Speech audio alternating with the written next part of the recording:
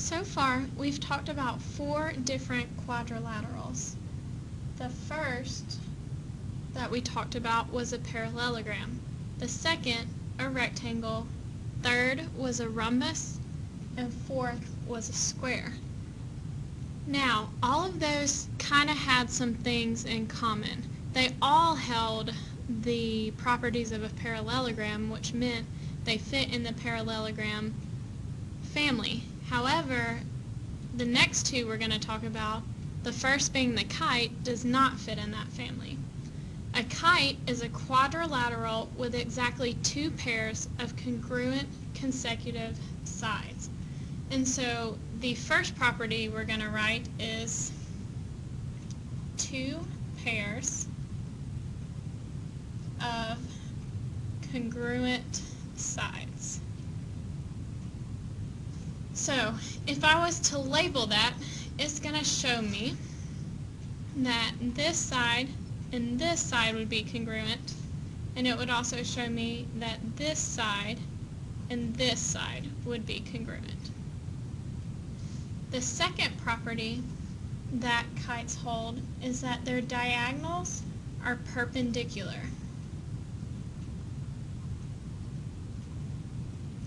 And so remember, perpendicular means 90. So let me draw our diagonals in here. Remember, they go from opposite corner to opposite corner. So those would form, or those would be perpendicular, which means they would form 90-degree angles in the center. The third property that kites hold is that they have only one of the diagonals is bisected. And so if you look at this diagonal and this diagonal, we can tell that this long one is not bisected. This length actually looks almost twice as long as this length. So we can tell that the one going from one side of the kite to the other, this would be the one that would be bisected. So this piece would equal this piece. The fourth property that a kite holds is that they form isosceles triangles. And so the isosceles triangles, I'm going to highlight those so you can see them. This would be our first isosceles triangle right here, the top portion of the kite, and this would be our second isosceles triangle, the bottom portion of the kite. So if these are isosceles triangles, which you can tell because these two sides are equal, so that makes that isosceles, and looking here, these two sides are equal. If that's true, that means that the angles across from those sides would also be equal. So the angle across from this side, this, would be equal to the angle across from this side, which would be this. And the same here. If I'm looking across, I know that this angle equals this angle.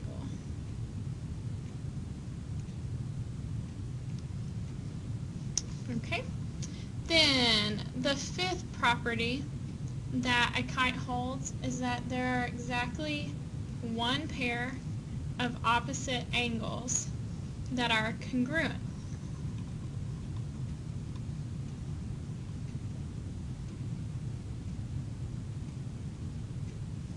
And so the opposite angles that are congruent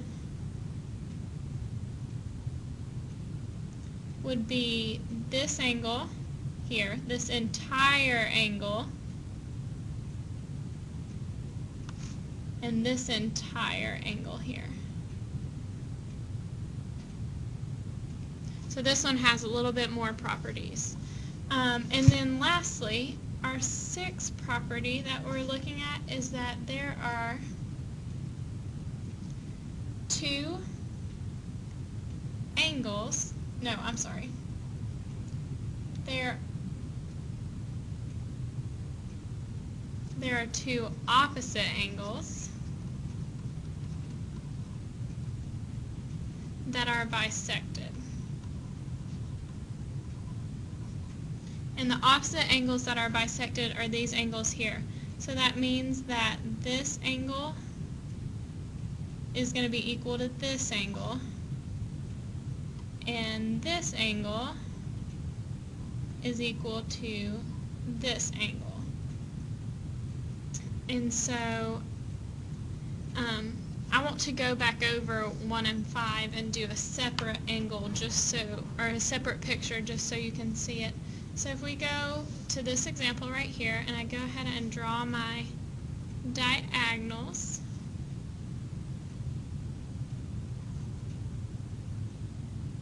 actually I want you to see it without the diagonals. So if we're looking at 1, it tells me that there are two pair of opposite sides, two pairs of congruent sides. And so we said that that would be this side and this side is congruent, and also this side and this side is congruent. And then 5 tells us that there's exactly one pair of opposite angles that are congruent, and so that would mean that this angle is congruent to this angle. So I wanted to kind of show you a more simple picture.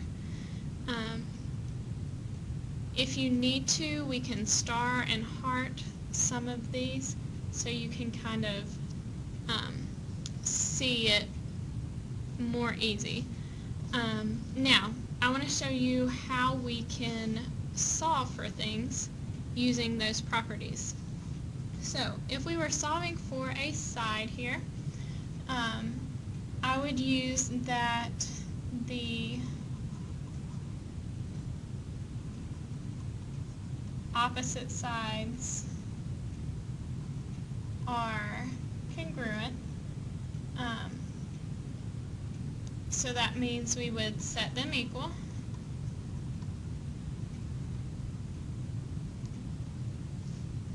Then if we were solving for angles, we would know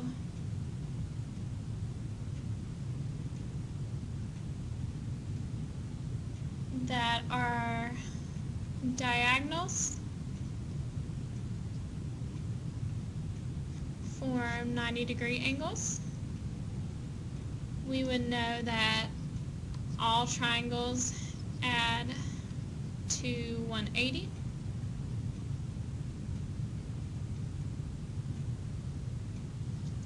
And that our angles at the top and the bottom of the kite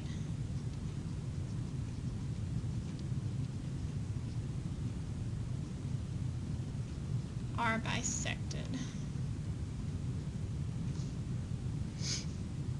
And then as far as diagonals go, what you need to know is that our diagonals make 90-degree angles, and then the diagonal that goes from side to side, so I'm going to put side to side diagonal, that is bisected. So part equals part there, and 2 times part equals our whole. So, I actually want to go back and label that picture so that it looks a little bit nicer for us. So let us draw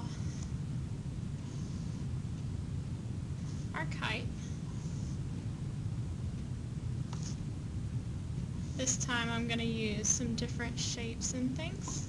So here are my diagonals.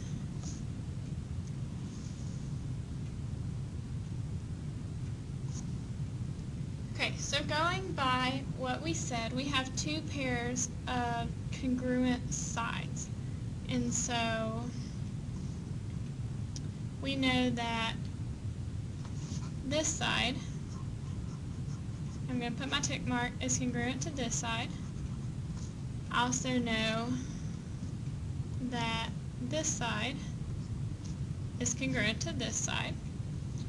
The second thing we saw that the diagonals were perpendicular, so that means that they form right angles. So let me go ahead and draw all my right angles. The third thing was that only one of the diagonals is bisected. And so obviously, again, we see that this piece is not equal to this piece. So this piece would have to be equal to this piece. Then we have that there are isosceles triangles formed. And so again, I'm going to go ahead and highlight that. So that means that this triangle, this is one of my isosceles triangles. And this is my second isosceles triangle. And if you look at the sides here and where the tick marks are, you can see that these triangles are isosceles without having to highlight. And so the next thing they told us was that we have exactly one pair of opposite angles that are congruent. So I know that this entire angle right here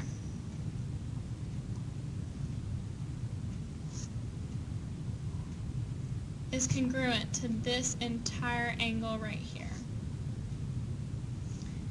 And then there are two pairs of opposite angles that are bisected. And so that piece would be this is congruent to this, and this piece is congruent to this piece. Okay?